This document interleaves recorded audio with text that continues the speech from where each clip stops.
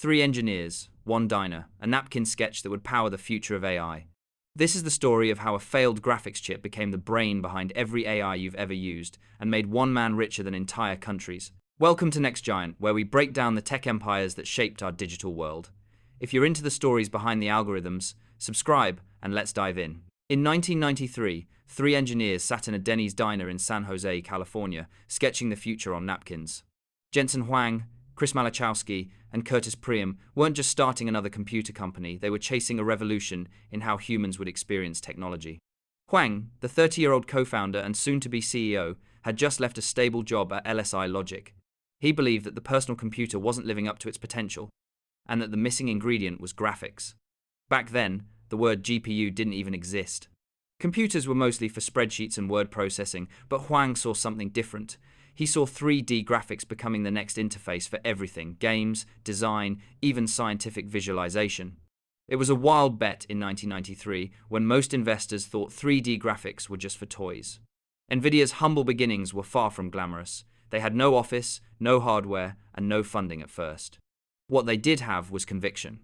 Jensen pitched the idea that powerful graphics chips could eventually replace the CPU as the computer's visual brain. The team named the company NVIDIA, derived from invidia, the Latin word for envy. Their first logo was a single eye, symbolizing vision. With $40,000 of seed money pooled from the founders and a few small investors, they started building prototypes from scratch. Within a year, their bold vision caught the attention of Sequoia Capital, which invested $2 million to fund their dream. What began in a diner booth was now on its way to reshaping the world's digital landscape. By the mid-1990s, the graphics chip industry had become a war zone. Dozens of companies, 3DFX, S3, ATI, Matrox, were fighting to power the next generation of PC gaming. NVIDIA, still young and underfunded, was just one small player among giants. Their first product, the NV1, released in 1995, was an ambitious but flawed experiment.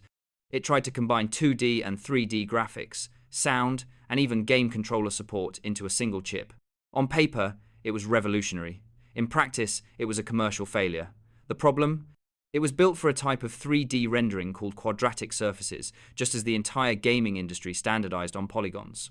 For most startups, that kind of failure would have been fatal. But Jensen Huang refused to back down. He saw the NV1 not as a defeat, but as a prototype for something greater.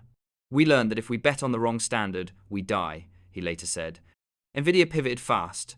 They scrapped NV1 and doubled down on polygon-based rendering, the direction gaming was clearly heading. Then came the MV3, branded as the Riva 128, launched in 1997. It was faster, simpler, and this time perfectly aligned with industry standards like Microsoft's Direct 3D. The Riva 128 sold over 1 million units in its first 4 months, putting NVIDIA on the map. More importantly, it gave them credibility. For the first time, game developers started to take NVIDIA seriously. Huang's gamble had worked. By betting everything on the future of 3D graphics, NVIDIA had not only survived its first near-death experience, it had proven that adaptability and speed could beat size and money. The next step would turn that momentum into a revolution that redefined computing itself. By 1999, NVIDIA had momentum but also massive pressure. Competitors like 3DFX and ATI were dominating headlines, and the PC gaming market was exploding. If NVIDIA wanted to stay alive, it needed to do something extraordinary, something no one else had done before. That something became the GeForce 256. In August 1999, Jensen Huang stepped on stage and introduced what he called the world's first GPU, a graphics processing unit. Before that moment, the term didn't even exist. NVIDIA coined it to distinguish their chip from all others. The GeForce 256 wasn't just a graphics card, it was a parallel computing engine capable of processing 10 million polygons per second, an insane leap for its time. What made it revolutionary wasn't just speed, but architecture. It could handle, transform, and lighting, 2 tasks that previously depended on the CPU. This freed up the processor, dramatically improving performance and realism in games. Developers loved it, and gamers were blown away. Meanwhile, NVIDIA's biggest rival, 3DFX, was collapsing under mismanagement and failed acquisitions. In a twist of fate, NVIDIA acquired 3DFX's assets in 2000, eliminating its most feared competitor and cementing its dominance. The success of GeForce 256 turned NVIDIA from a scrappy startup into a billion-dollar company practically overnight. Within a year of its release, NVIDIA's stock tripled, and its name became synonymous with high-performance gaming. But behind the scenes, Jensen Huang was already thinking much bigger. Gaming was only the beginning. What if these powerful graphics chips could handle more than graphics? What if they could process intelligence itself? That idea would take years to mature, but it would eventually change the entire world. The year 2000 was supposed to be the dawn of a new digital era. Instead, it became a graveyard for tech companies. When the dot-com bubble burst, more than $5 trillion in market value evaporated from US stocks. Even industry titans like Cisco, Intel, and Dell lost over half their value. For Nvidia, the timing couldn't have been worse or better. The company had just gone public in January 1999 at 12 CA share. By early 2000, its stock had soared, but the crash soon wiped out investor confidence across Silicon Valley. Startups vanished overnight. Yet somehow, Nvidia didn't just survive, it grew. Why? Because Jensen Huang had refused to build a company dependent on hype. From the beginning, he focused on real technology, solving real problems. Nvidia kept shipping products like the GeForce 2 and Quadro lines that customers actually needed. While others cut costs, Nvidia doubled down on R&D. Huang often reminded his team, if you stop innovating during a crisis, you die after it. That mindset made Nvidia one of the few tech IPOs of the late 90s that didn't collapse completely during the crash. By 2002, Nvidia's annual revenue had climbed past $1 billion, a rare feat in a recessionary market. It was clear that the company's edge wasn't luck. It was discipline, the kind born from near-death experiences like the NV1 failure. But even as Nvidia dominated gaming, Jensen was restless. The graphics business was lucrative but limited. CPUs ran the world, and Nvidia's destiny would always be capped if it remained just a graphics company.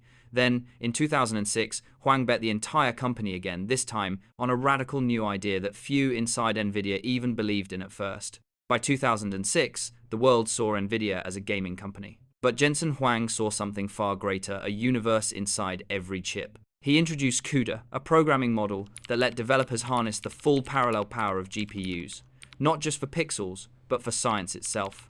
At first, no one understood it.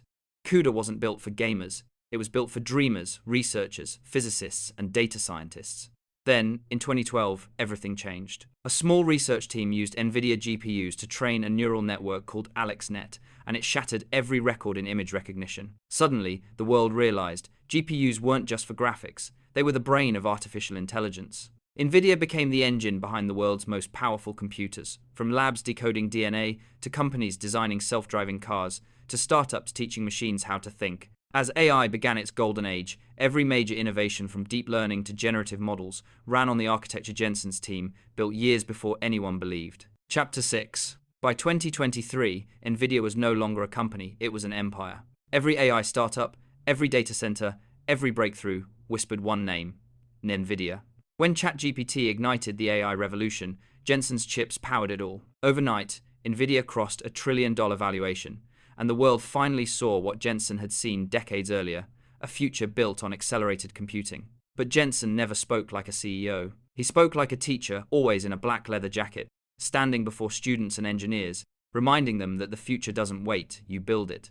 Under his leadership, NVIDIA became the backbone of modern intelligence, enabling robots to learn, artists to create, and scientists to discover faster than ever before. Yet, Jensen's true legacy isn't silicon or software, it's vision. The belief that even in a diner, with a few friends and no certainty, you can start something that changes the world.